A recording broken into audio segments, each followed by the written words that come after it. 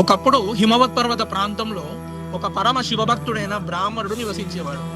ఆయన అడవిలో దొరికే కందమూలాలు తింటూ నిరంతరం శివారాధనలో మునిగిపోయి ఉండేవాడు. అయితే ఒకరోజు ఒక భిల్లుడు విల్లంబులు ధరించి ఆ బ్రాహ్మణుడిని చంపడానికి సిద్ధమయ్యాడు. అప్పుడు ఆ బ్రాహ్మణుడు ప్రాణభీతితో కాకుండా అతడిని ఉద్ధరించాలనే తపనతో, నన్ను చంపకు, ఇది బ్రహ్మహత్య అవుతుంది, నేను శివభక్తుడిని, శివదీక్షాపరుని అని అన్నాడు.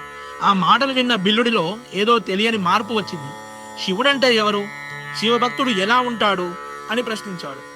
బ్రాహ్మణుడు అతనికి శివతత్వాన్ని వివరిస్తూ, శివభక్తుడంటే నిరంతరము శివచింతన చేసేవాడు, భస్మధారణ చేసేవాడు, శివకథలు వినేవాడు మరియు శివ పంచాక్షరి జపం చేసేవాడే శివుడికి ప్రియమైన వాడని చెప్పాడు. ఆ మాటలు విన్న బిల్లుడిలో పూర్వజన్మ సంస్కారం మేల్కొంది. వెంటనే అతని చేతిలో ఉన్న కత్తిని పక్కన పడేసి శివుని గురించి తెలుసుకోవాలనే తపనతో శివ పూజా మార్గాన్ని అడిగాడు. ఆ బ్రాహ్మణుడు అతడికి శివలింగాన్ని చూపించి, రోజూ స్నానం చేసి భస్మం ధరించి బిల్వదళాలతో ఈ శివలింగాన్ని పూజించమని చెప్పాడు. బోయవాడు నిష్ఠగా పూజ చేయడం మొదలుపెట్టాడు. బిల్లుడు రోజూ నియమంగా బిల్వదళాలను సేకరించడం మొదలుపెట్టాడు. ఒకరోజు అడవిలో తాజా బిల్వపత్రాలను కోసి వాటిని పవిత్రంగా ఒక అరిటాకులో పెట్టి మూట కట్టాడు. కానీ అతనికి తెలియని విషయం ఏమిటంటే, ఆ బిల్లుడికి ఆయువు ముగిసింది. అతడి ప్రాణాలు తీయడానికి మృత్యుదేవతే ఒక భయంకరమైన పాము రూపంలో వచ్చి ఆ అరిటాకు మూటలో దూరి కూర్చుంది. బిల్లుడు ఆ పాము ఉన్న మూటనే భక్తితో తల మీద పెట్టుకుని శివాలయానికి నడిచాడు. ఆలయానికి రాగానే బిల్లుడు అత్యంత భక్తితో ఆ అరిటాకు ముడిని విప్పాడు. వెంటనే అందులోంచి బుసలు కొడుతూ కాలసర్పం బయటకు వచ్చింది. కానీ బిల్లుడు చలించలేదు. అప్పటికే అతను ఒళ్ళంతా విభూతి ధరించి రుద్రాక్షలు వేసుకుని శివనామస్మరణలో మునిగిపోయి ఉన్నాడు. ఆ మృత్యుదేవత అతడిని కాటు వేయబోయి ఒక్కసారిగా ఆగిపోయింది. ఆ భస్మధారణ, ఆ రుద్రాక్షల తేజస్సు చూసి మృత్యువుకే వణుకు పుట్టింది. సాక్షాత్తు మృత్యుదేవతే తన అసలు రూపం ధరించి ప్రత్యక్షమై, నీ భక్తి ముందు కాలం కూడా ఆగిపోయింది నాయన అని మోకరిల్లింది. మృత్యుదేవత వరం కోరుకు అనగా ఆ అమాయక భక్తుడు, నాకు మంత్రాలు రావు, నా స్వామిని పూజించడానికి ఏదైనా మంత్రం చెప్పు అని అడిగాడు. అప్పుడు మృత్యుదేవతే గురువుగా మారి శివ అనే 2 అక్షరాల మహామంత్రాన్ని ఉపదేశం చేసి అంతర్ధానమైంది. సంబరిపడిపోయిన బిల్లుడు వెంటనే తన గురువు దగ్గరకు వెళ్ళి పరిగెత్తుకెళ్ళి, స్వామి, నాకు మృత్యుదేవతే వచ్చి మంత్రం చెప్పింది అని వివరించాడు. గురువు ఆశ్చర్యపోయి శిష్యుడి భక్తిని కొనియాడాడు.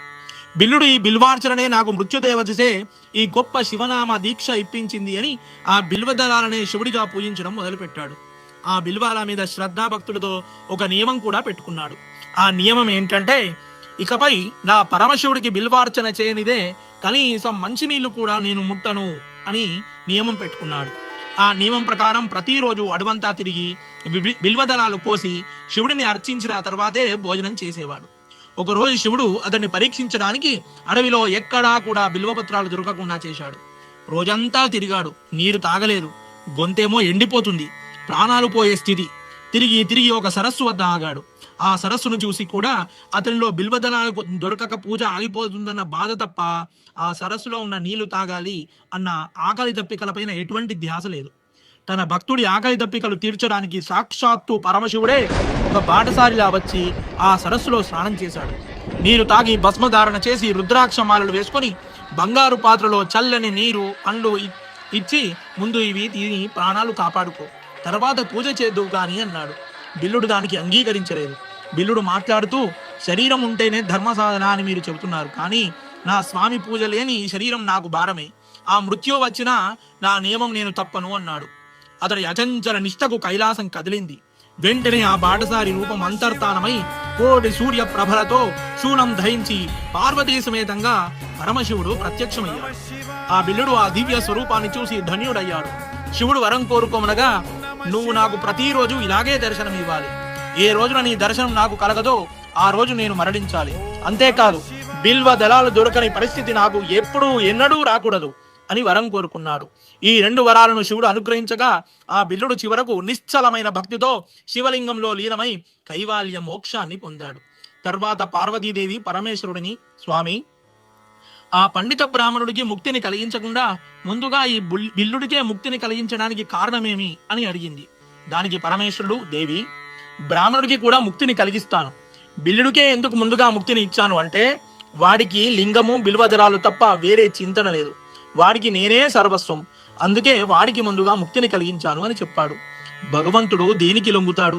మంత్రాలక కాదు, తంత్రాలక కాదు, లేక కోట్లు కుమ్మరించే సంపదక కానే కాదు. ఆయన కేవలం నిష్కల్మషమైన భక్తికి మాత్రమే బానిసవుతాడు.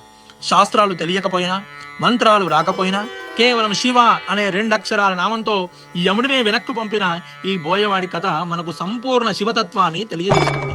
హర హర మహాదేవ శంభో శంకర.